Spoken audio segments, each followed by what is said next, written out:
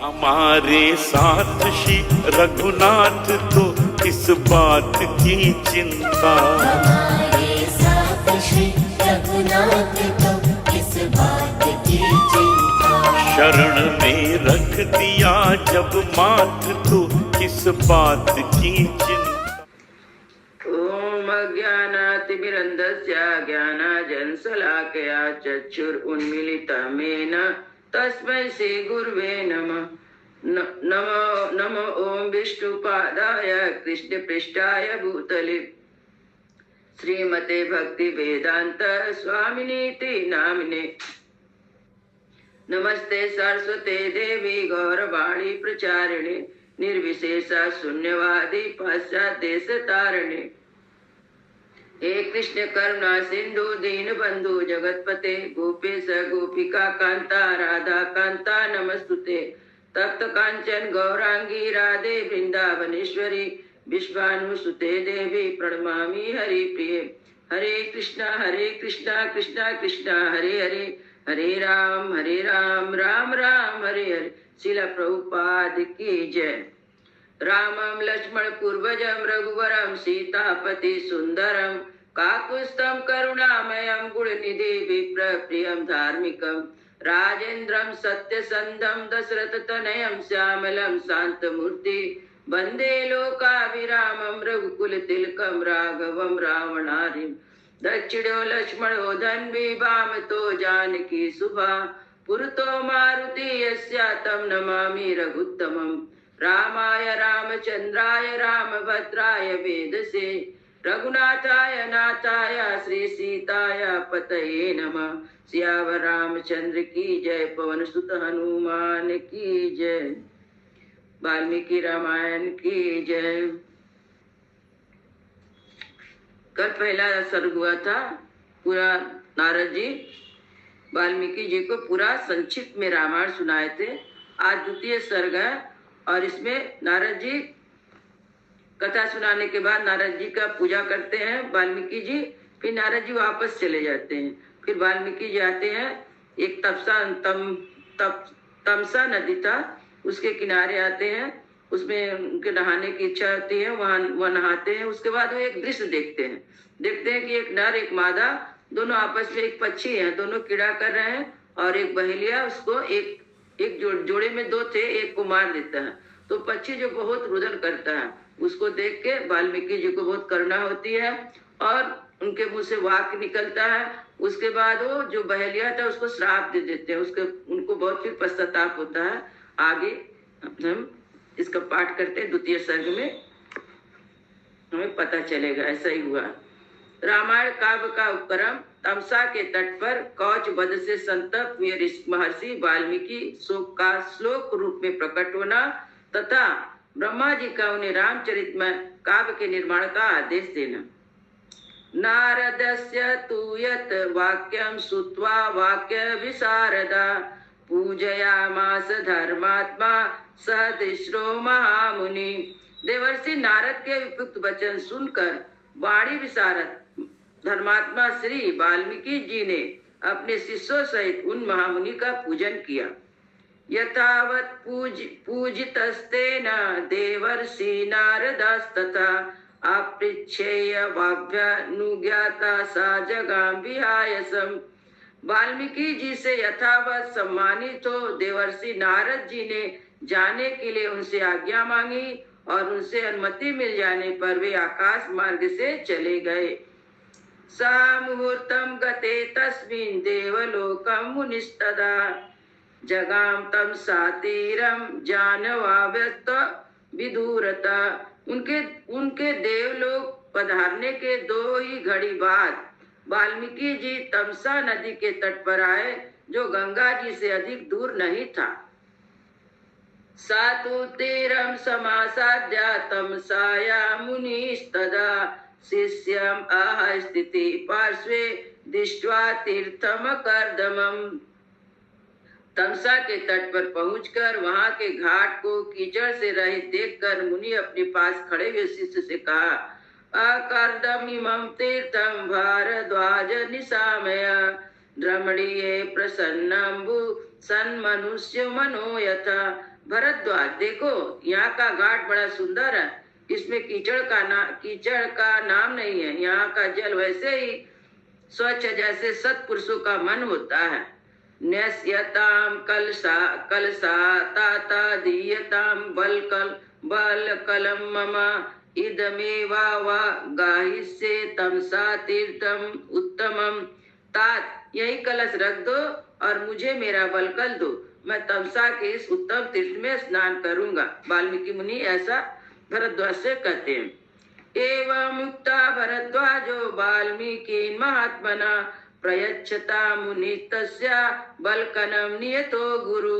महात्मा वाल्मीकि के ऐसा कहने पर नियम परायण शिष्य भरद्वाज ने अपने गुरु मुनिवर वाल्मीकि को बलकल वस्त्र दिए। सा शिष्य हस्तात् दादया बलकलम नितेन्द्रिया बीचचराः पश्यन् तत् सर्वतो विपुलम वनम। शिष्य के हाथ से बलकल लेकर वे जितेंद्रिय मुनि वहां से विशाल वन की शोभा देखते हुए सब ओर से विचरने लगे। तस्याभ्यासे तु मिथुनम चरंतम अनपायिनम ददर्शम भगवान तत्र कौचयोषाचारुणी स्वयं। उनके पास ही कौच पक्षियों का एक जोड़ा जो अभी एक दूसरे से अलग नहीं होता था विचर रहा था। दोनों पक्षी बड़ी मधुर बोली बोलते थे और भगवान वाल्मीकि ने पक्षियों के इस जोड़े को वहां देखा।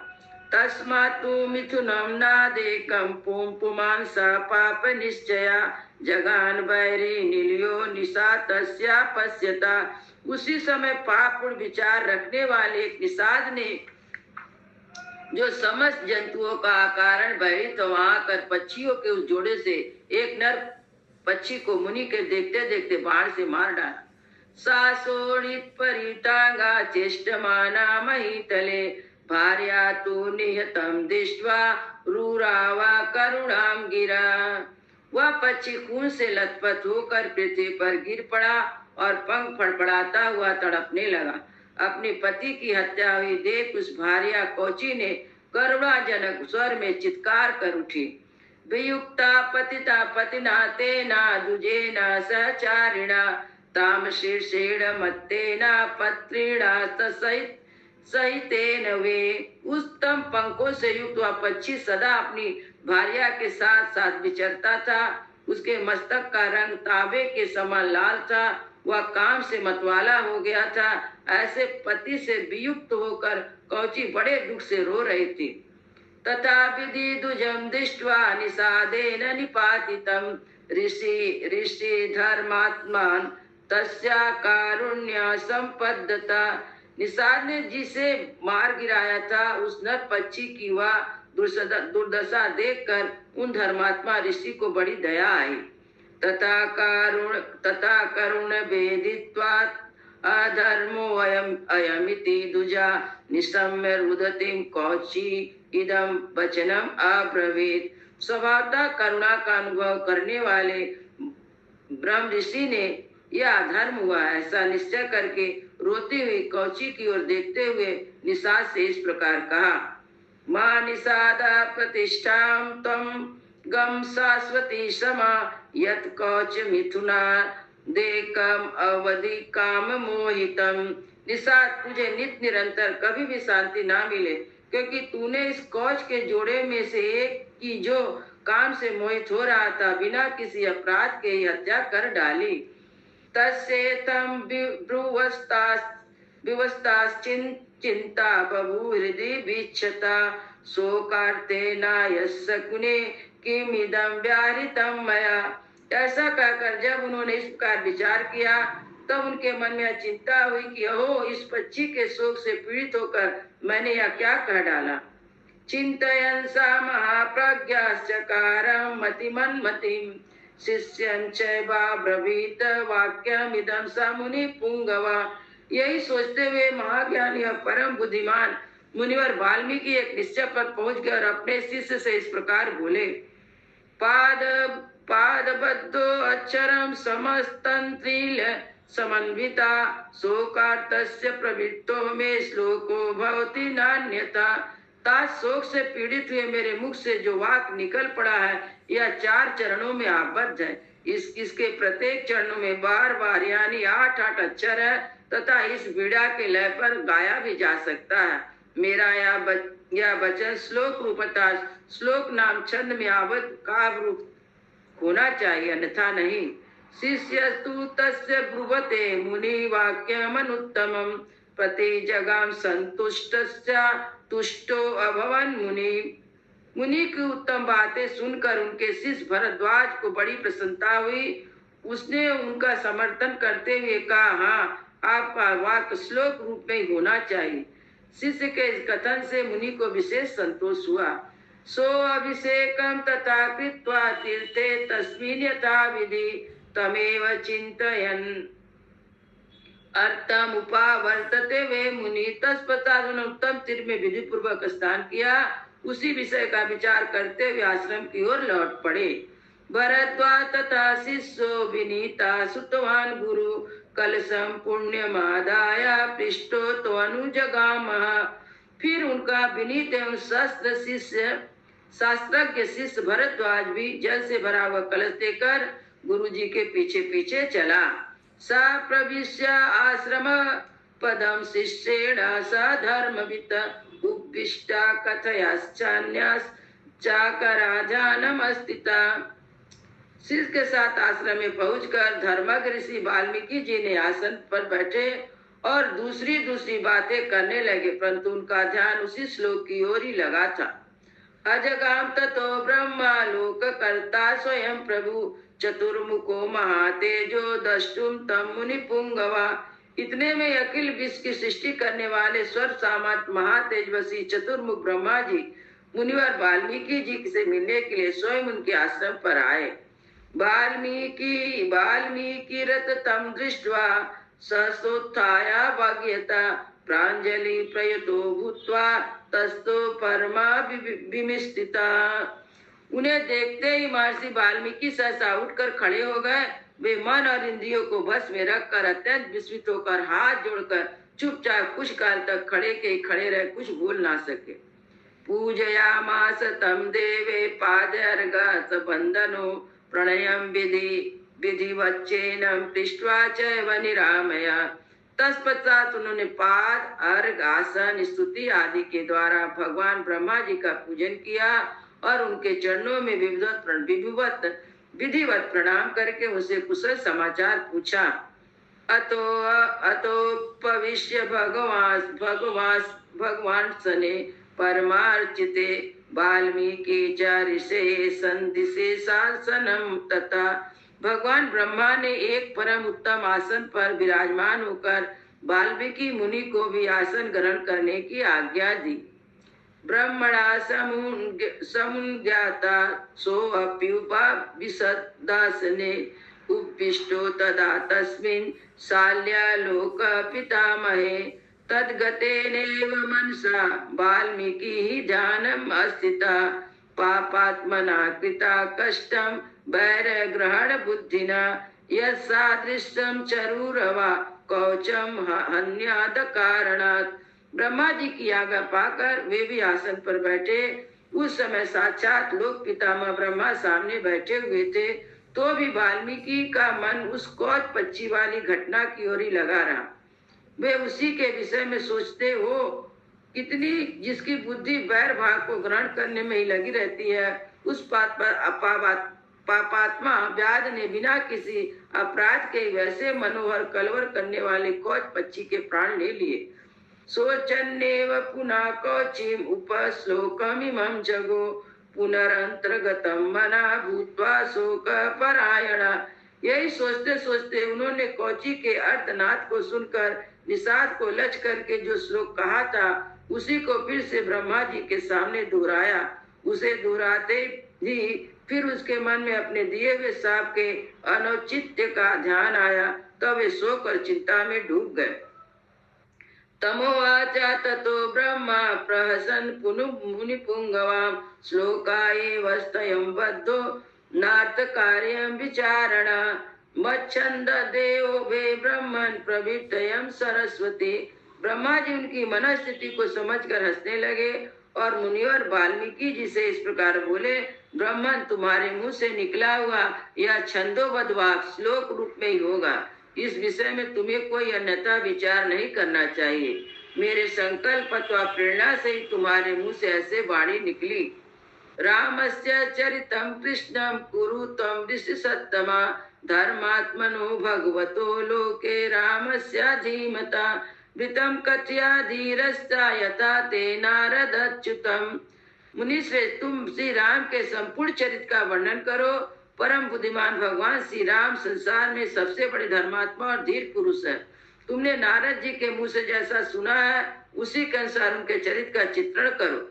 रहस्यं च प्रकाशं च यत् वृतं तस्य धीमता रामस्य स सुमित्रे राक्षसानां च सर्वसा वैदेश्च चैव यत् वृत्तं प्रकाशं यदि वारः यच्च अविदितं सर्वं वित्तं ते भविष्यति। बुद्धिमान श्री राम जी जो गुप्त या प्रकट वृत्तांत है, लक्ष्मण सीता राक्षस के जो संपूर्ण गुप्त या प्रकट चरित्र है, वे सब ज्ञात होने पर भी तुम्हें ज्ञात हो जाएगा। वे सब अज्ञात होने पर मतलब तुम्हें मालूम नहीं है, फिर भी जब लिखने बैठोगे तो तुम्हें भगवान की कृपा से सब याद हो जाएगा। न त्वे वागनुता काव्ये कदाचित अत्र भविष्यति कुरु राम कथा पुण्यम श्लोका बद्या मनोरमा। इस काम में अंकित तुम्हारी कोई भी बात झूठी नहीं होगी, इसलिए तुम श्री रामचंद्र जी की पवित्र परम पवित्र एवं मनोरम कथा को श्लोकबद्ध करके लिखो। यावस्यास्ति गिरेया सरितश्च महीतले तावत रामायण कथा लोकेषु प्रचरिष्यति। इस पृथ्वी पर जब तक नदियां पर्वतों की सत्ता रहेगी तब तक संसार में रामायण कथा का प्रचार होता रहेगा। यावत रामायश्च कथा स्वत्वत्कृता प्रचरिष्यति तावत् ऊर्ध्वम् अधश्च तम मल्लोकेषु निवस्यसि। जब तक तुम्हारी बनाई हुई श्री राम कथा का लोक में प्रचार रहेगा तब तक तुम इच्छानुसार ऊपर नीचे तथा मेरे लोक में निवास करोगे। इत युक्ता भगवान ब्रह्मा तत्रैवन्तर्धीयता तथा सा शिष्यो भगवान मुनि विस्मयो। कहकर भगवान ब्रह्मा जी वहीं अंतर्ध्यान हो गए। उनके वहीं अंतर्ध्यान होने से शिष्यों सहित वाल्मीकि मुनि को बड़ा विस्मय हुआ। तस्य शिष्या सर्वे जग्गु श्लोकमिमं पुनः मुहुर्मुहुर् प्रीयमाणा प्रहुश्चा विस्मिता। तदंतर उनके सभी शिष्य अत्यंत प्रसन्न होकर बार बार इस श्लोक का गान करने लगे तथा परम विस्मित हो इस प्रकार कहने लगे। समाचरिष्या चतुर्भिये पादे ही गीतो महिषृणा सो अनुव्यवहारा भूयो शोका श्लोक त्वमागता। हमारे गुरुदेव महर्षि कौत पक्षी के दुख से दुखी होकर जिस समान अक्षरों वाले 4 चरणों में युक्त वाक्य का गान किया था वह तो उनके हृदय के शोक किंतु वाणी द्वारा उच्चारित होकर श्लोक रूप हो गया। तस्य बुद्धिरियं जाता महर्षेभा वितानात्मा कृष्णं रामायणं काव्यम ईदृशे करवाण्यम्। उधर शुद्ध अंतकरण वाले महर्षि वाल्मीकि के मन में विचार हुआ कि मैं ऐसे श्लोकों में संपूर्ण रामायण काव्य रचना करूं। उदार वृत्तार्थे पदे मनोरमे समाचरे श्लोक सते यशस्विना यशस्करम काम उदार दर्शना। यह सोचकर उदार दृष्टि वाले उन यशस्वी महर्षि ने भगवान श्री रामचंद्र जी के चरित्र को लेकर हजारों श्लोकों में उक्त महाकाव्य की रचना की जो उनके यश को बढ़ाने वाला है। इसमें श्री राम के उदार चरित्र का प्रतिपादन करने वाले मनोहर पादों का प्रयोग किया गया है। तद उपगतम समासा संधि योगम सम मधुरो रोपन तार्थ वाक्य बध्यम रघुवर चरितम मुनि प्रणीतम 10 शिरश्चा बधम निशम अद्वयम।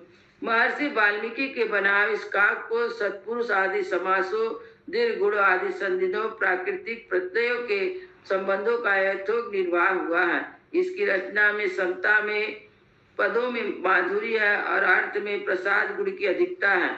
भावुक जनों इस प्रकार शास्त्रीय पद्धति के अनुसार बने हुए इस रघुवर चरित रावण वध के प्रसंग का ध्यान देकर सुनो। इत्याते श्रीमद् रामायणे वाल्मीकि आदि काव्य बालकांडे द्वितीय सर्गा।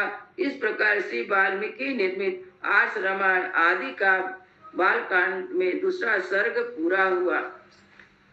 मंगल भवनय मंगल हारी द्रवहु सो दशरथ अजिर बिहारी। राम सिया राम जय जय राम।